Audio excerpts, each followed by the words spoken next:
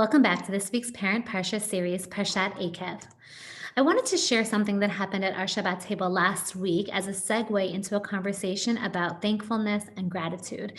It's an idea that I think I've touched on prior. I'm almost sure I have. I know I've touched on it when I've talked about the notion of kindness and raising children with kindness and holding it as a high value. And one of the things that happened, we were talking about the Parsha, and the luchot and the Aseret Hadirot were mentioned in last week's Parsha.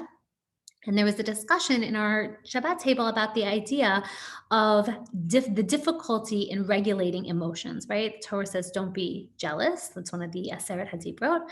And the conversation began, what does it mean to be jealous? What does it mean to ask somebody to regulate how they're feeling about somebody? Why is the idea of jealousy so terrible? And one of the ideas that we were thinking about at the Shabbat table is that it's two sides of the same coin. The notion of not being jealous and at the same time being sameach v'chalko, happy with that which you have, are two very intrinsic and related concepts. They're opposite sides of the coin.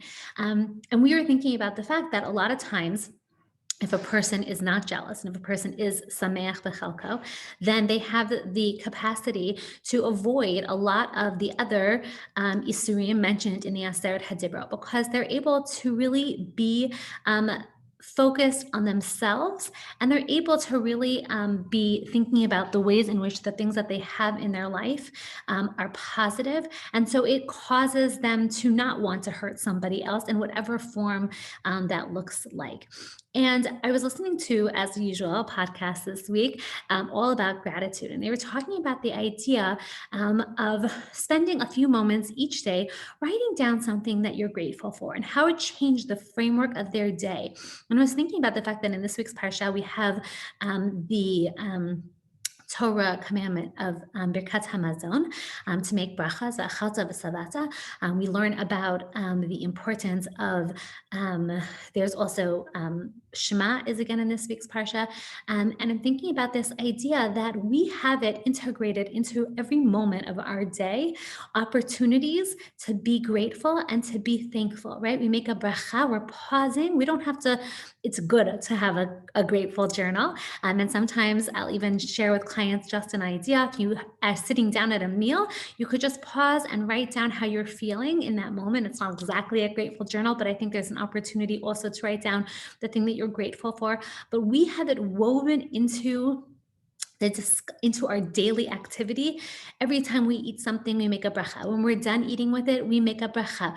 We recognize that we have so much in the world to be grateful for, and nothing is magiali, nothing is owed to me. I don't come into this world being owed anything. Everything is truly by the grace of HaKadosh Baruch Hu. And that is also mentioned in this week's Parsha, where we talk about the idea that it's not because of bread that we are able to be successful and survive in the world, but rather because of Hashem. And I think that this idea of gratitude and thankfulness is such an important concept in Judaism and in Torah, but it's also a tremendous important concept that's getting a lot of, press in terms of how we raise children today, how we talk about things that we're grateful for.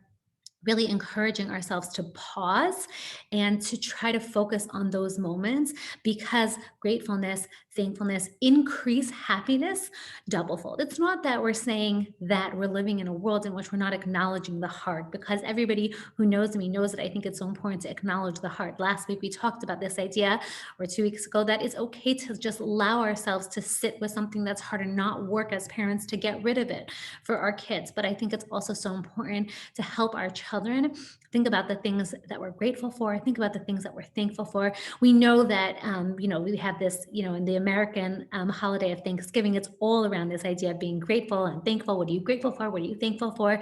But I think that it's also just important to weave it into every opportunity. And we have it already there. It's in our Birkat Hamazon, it's in our brachot, it's in our tefillah. We have these opportunities. And the beautiful thing about gratitude, which is why I loved this image and quote from Winnie the Pooh by Milne, was like, there's never a limit to gratitude. There's never a limit to thankfulness. There's never a limit to being blessed.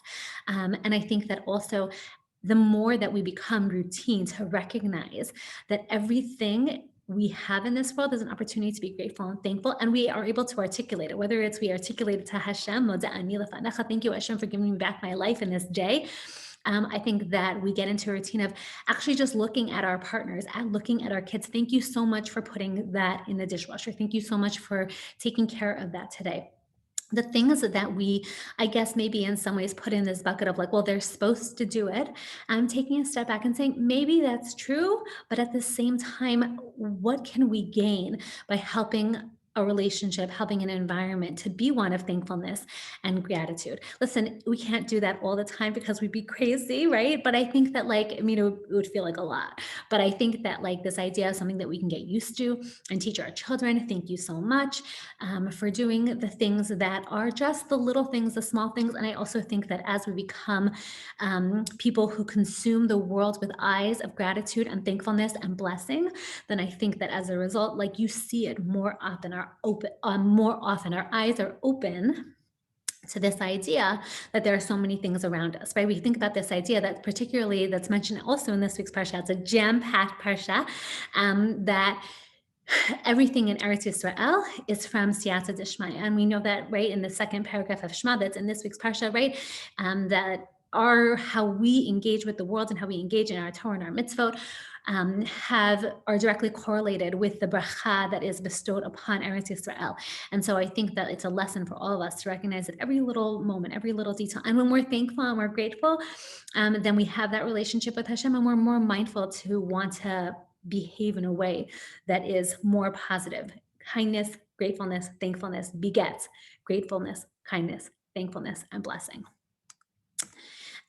This week's Parsha. Okay, so a couple things I had in mind. So first of all, there's a whole Torah around this idea that pies are synonymous with gratefulness and thankfulness. The truth of the matter is when I think of Thanksgiving, at least growing up, I think of pies. I think of my grandmother's, my nana's apple pie and my nana's pumpkin pie. And my mother is an excellent pie maker. So those are the things that I actually think about. And there was actually an article written about the idea of giving and this idea of particularly, I guess, around pies, you see that classic American person who moves in next door, you go and bring them a pie. It doesn't have to be a pie, but I think that a couple of things. One is, if you want to make two of something and give one away and keep one, I think this idea of sharing and increasing kindness, marbit chesed, in the world is such an important concept. So I think there's that. I bought one for me and one for you. But I think they could also just do something with pies in general, because I think it's a symbolism of being thankful and giving and kindness and sharing. I saw these and I loved these. They're kindness cookies, they're thankful cookies, they're grateful cookies, that every person writes on a cookie is something that they're grateful for. Obviously, this has to be done before Shabbat. It works with cookies, just as a little halacha blurb in terms of you're eating it. And so derech achila is for letters and words is not a problem. So write them before Shabbat. Maybe it's an opportunity. Everyone can sit down and then they can share them at the Shabbat table. I think you could also do a bracha. Some people are very proficient with those, with which brachot you say on foods, and others are less proficient. So I'm thinking about a way in which we think about all the different foods at the Shabbat table that you would maybe have independently and want to make a bracha on, even though at the Shabbat table we make kiddush and hamotzi.